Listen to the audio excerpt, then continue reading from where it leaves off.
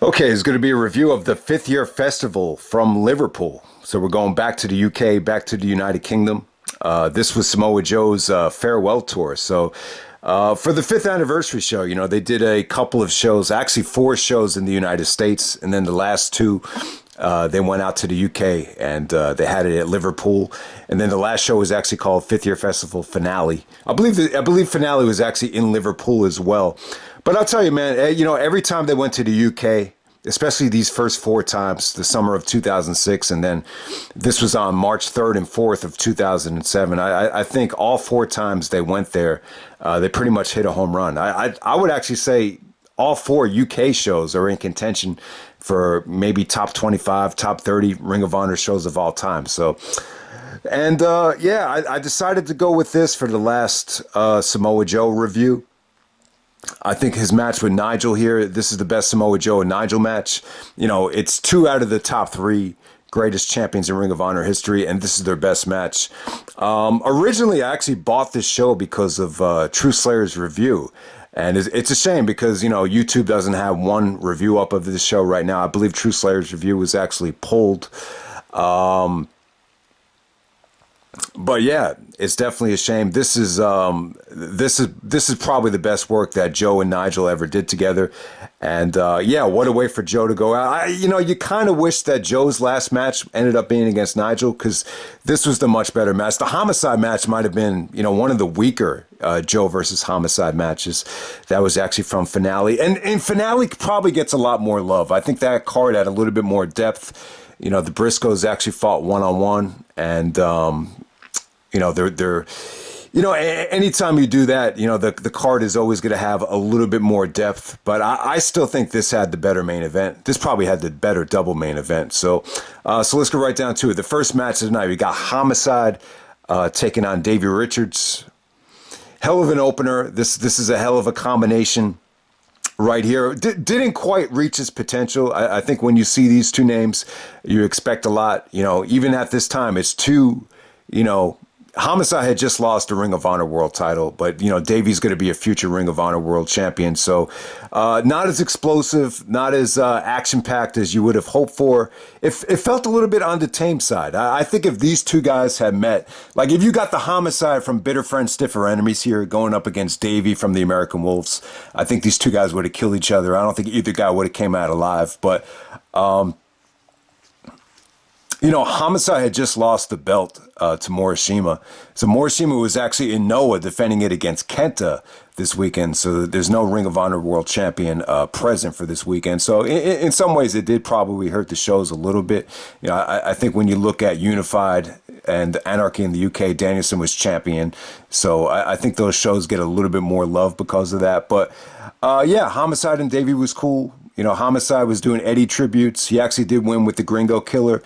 When you think of these two guys, they both do that same move. They do that Tope Con Hilo, where they actually go over the guardrail and into the crowd.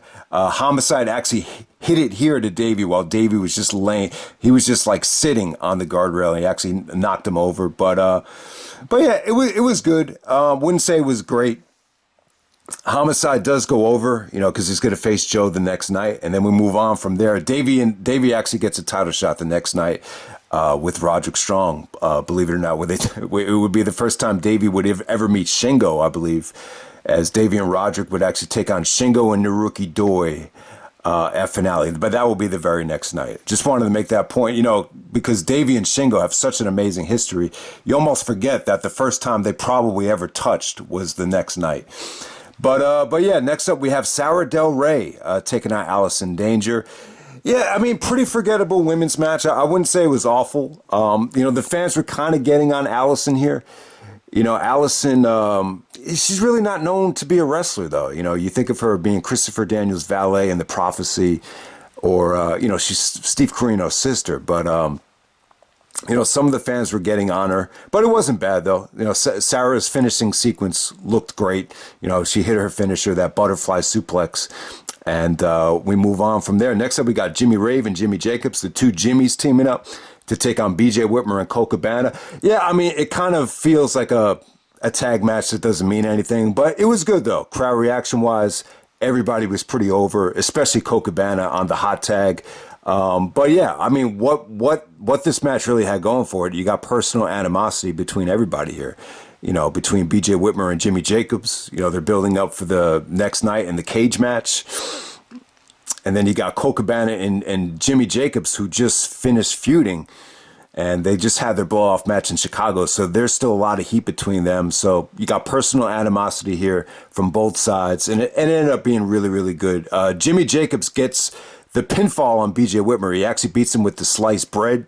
I forget what Jimmy calls that version of it. That's what Shelley calls it, but I think Jimmy had his own name for it. I was going to say the end time, but that's the submission. But yeah, I think that was smart because Jimmy's such a small dude that, if you were really going to, sell the Jimmy BJ program the next night and then going into Supercard of Honor, you really needed Jimmy to get a big victory over BJ.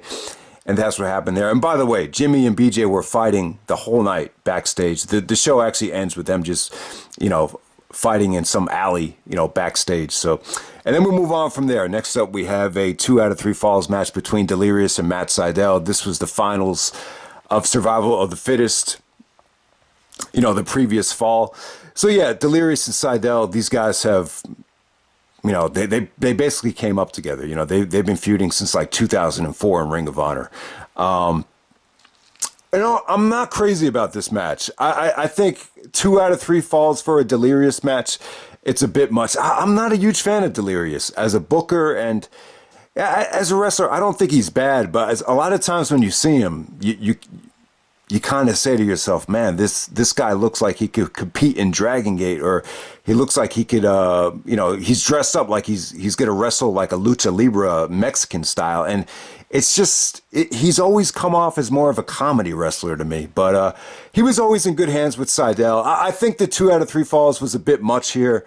I thought it really dragged in the beginning. Sydal actually turns heel here and hits the low blow to pin Delirious in the first fall. They really didn't start clicking until the final fall here. I should say, excuse me. The final fall, you definitely got some good stuff there. The transitions into, Delirious's finisher was good. The chemical imbalance setup was actually really, really well done. And then Sydal is just an athletic beast. You could tell he's definitely at home. Anytime he was against Delirious here, he actually goes over with a running belly to belly off the top rope, which looked really, really sweet. And it wasn't for the title, but Matt Sydal is actually the Open the Brave Gate champion. From Dragon Gate at the time. So even at this time, you could definitely tell Gabe is working very closely with Dragon Gate. It's a very Dragon Gate driven month for Ring of Honor when you go back to March of 2007 between this show and what we got at All-Star Extravaganza 3 and Supercard of Honor 2. This was a huge month for the Dragon Gate partnership, no doubt. And then we move on to the FIP World Title match. All right, so this is a pretty historic match. So this is where Roderick Strong makes the full Impact Pro title a world title. This is a title that was pretty much just defended in Florida for the most part. I never really cared about the FIP title, but anytime Roderick was going at it with Eric Stevens, that was the highlight of that title for me. But this was good stuff here, man. This is Roderick had just turned on Austin Aries, so this is a huge match for him as a heel. And he just didn't seem that comfortable here, with what he was, shouting. I don't know why, but it just felt like Roderick, every time he had to do a move, whether it was a backbreaker or the Tiger Driver, he felt like he had to shout the move out. I guess because he turned heel, he just felt like he had to get, more heat just by screaming the names of his finishers. I don't know what he was going for here, but yeah, like right before he did the Tiger Driver, he just screams out, Tiger Driver! So I don't think Roderick kept doing that over the years, but you just noticed that in this match, and this was good stuff. Pac was great. It wasn't just him doing high flying. He actually, took it to Roderick, was giving him really, really stiff forearms. He actually really tried to fight him. But anytime Roderick is in the ring with a high flyer, it's always good stuff. Roderick did sell his ass off for Pac here. Pac, once again, just delivered breathtaking offense, dangerous offense. This is probably one of the biggest chances Pac ever took in a match. He actually goes, how his finisher is the Black Arrow in AEW. He actually did it to Roderick into the first row here. I mean, that is such a brutal finisher. And just think about going into the crowd with that thing. It's almost suicidal. So, yeah, I mean, too many crash and burns from Pac with I think he missed a 450. I think he missed a shooting star press. And then Roderick capitalizes with the strong bomb to put him away, and then he transitions after the match is over. So he's trying to get heat as a heel. So then he puts on the stronghold, and Delirious comes out. You almost forget that Delirious and Strong are going to have this long and drawn out feud, which is pretty forgettable. But you almost forget that Roderick and Delirious they fought at the first pay-per-view. Respect is earned. But let's just move on from there. We got the Briscoes taking on Naruki Doi and Shingo. All right, this is great stuff. This was the much better match. If you remember their match at All-Star Extravaganza 3, the rematch, Mark Briscoe goes for the shooting star press, and his head actually scrapes. It was either the concrete or it was the part of the railing, and Mark couldn't compete, and then Jay had to go at it by himself, and he actually had to win the tag team titles by himself because, they weren't going to bring back the Dragon Gate guys. So it's funny, the match where Mark gets hurt is the match that the Briscoes win. Here, Mark Briscoe is healthy as a horse, and they end up losing here. And it's funny, Mark actually hit 2 shooting star presses here, one onto the outside, one in the ring, and he was fine. He was okay. He didn't damage himself. But yeah, this is great stuff. The funny thing is, the Briscoes never really had a chance to wrestle in Evolve or Dragon Gate USA, and this is one of the few times where you see them go at it with the Dragon Gate guys. There's so many other guys on this roster, whether it be Davey, Roderick, even Bryan Danielson. They all had a little bit of a brief stint in Dragon Gate USA, but the Briscoes never got that because they were always exclusively signed to Ring of Honor, signed to Sinclair all those years. So. But yeah, this is great stuff, man. Naruki Doi and Shingo, great combination. Tremendous double team work from both of those guys. This was definitely Shingo's coming out party. This is probably the biggest win of Shingo's career, up to this point. Great tag team work from the Briscoes, but at the same time, it told a pretty good story too, because as the match progressed, like you could just definitely see the frustration from Jay. They just weren't able to finish this thing up. They weren't able to hit the Doomsday Device. Shingo and Doi would just break it up out of nowhere. Stiff action between these two teams. You almost forget how great of a worker Naruki Doi was. At this time, I would say Naruki Doi was a little bit more seasoned than Shingo. I think over the years, Shingo proved that he's probably even better than Doi. But at this time, Doi's probably the better worker. But, surprisingly, Shingo actually wins this thing with the Welcome to Japan. And the crowd popped huge. I mean, it was the kind of near fall. They were expecting a kick out, and when there wasn't, they just shit their pants. It was just an amazing finish. An amazing swerve. I don't think anybody expected the Briscoes to lose the tag team titles this soon. I think this is their first title defense. It's crazy. So they would actually win it back. WrestleMania weekend at All-Star Extravaganza 3, after Mark got a concussion. But yeah. The story here was that the Briscoes were shaken up and they were pissed off that they lost and they felt like they were getting soft. So Jay actually challenged Mark to a singles match the next night. And then you got the best, Jay versus Mark match the very next night at the finale. So there we go with that. But yeah, awesome stuff. I would definitely say match of the night. Easily, one of the best Briscoes matches of not just 2007, but maybe of all time. And then the main event, we got Samoa Joe taking on Nigel McGuinness. So you almost forget here that, Joe cut a anti-Pro Wrestling Noah promo at Final Battle where he called out Misawa, called out Noah, and Nigel took offense to it. I really don't remember Nigel choosing Noah over Ring of Honor. I mean, when you look back at Ring of Honor in 2006, I don't remember Nigel missing any shows besides WrestleMania weekend that year.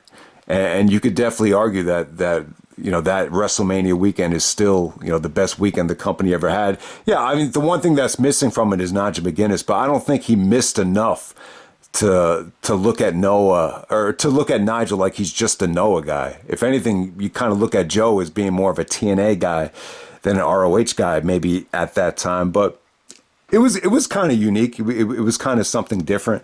And, when you look back at a lot of Nigel and Joe's matches, these guys are two legends. They're probably the second and third, best Ring of Honor champions ever. But, a lot of their matches revolved over the pure title, with Nigel being a heel. I just don't really remember them ever clicking this well. But if you haven't seen this match, I think it's pretty awesome. It didn't really start to get going until this over-the-top finish.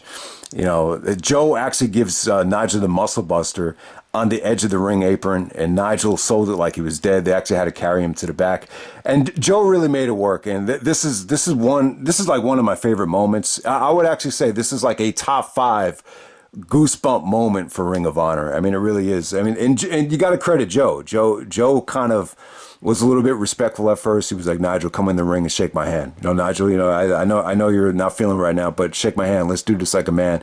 And then Nigel doesn't do it. Like he's selling the injury. He's going to the back, and then all of a sudden Joe's tone just gets angry. He becomes Angry Joe, and he's like, "Nigel, come here and shake my hand like a fucking man, you British pussy." And then the fans start turning on Joe because he called him a British pussy. And then it just got awesome, man. You got Nigel with the stiff lariats.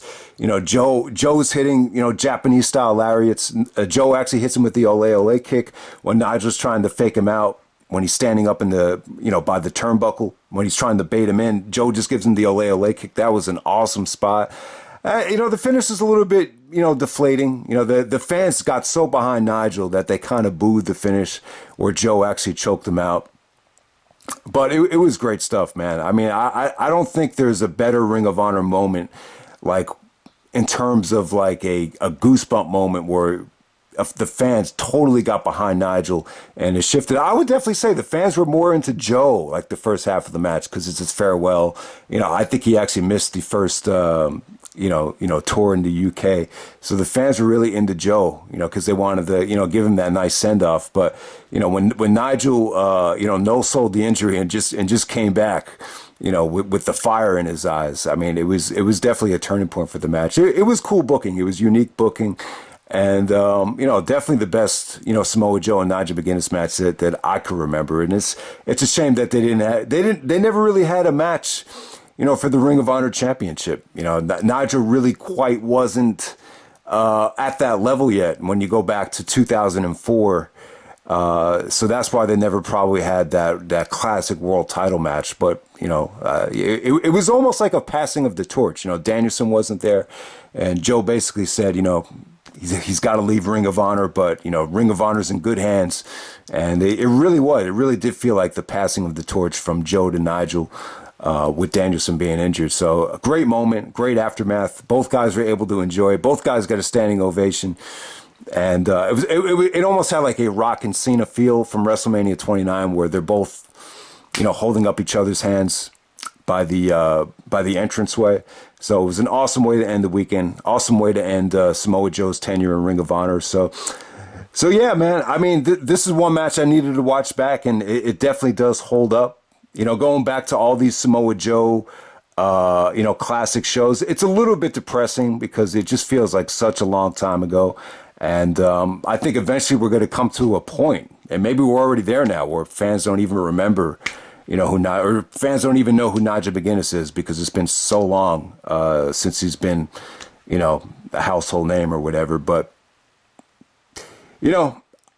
I really thought this was an awesome show. It felt like a superior product.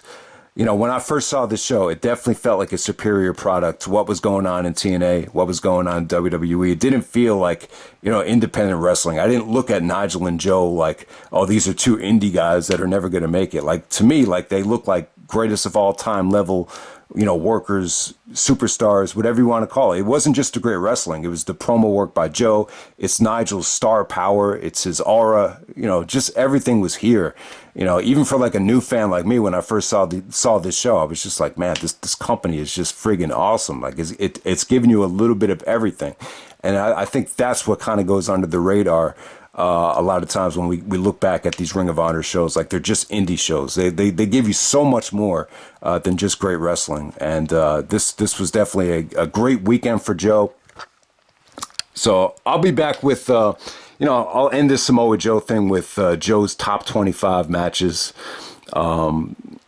and then that'll pretty much be it. But yeah, that was Joe versus Nigel from Liverpool. It definitely holds up. The best Joe Nigel match. So if you haven't seen it yet, definitely try to check it out. All right.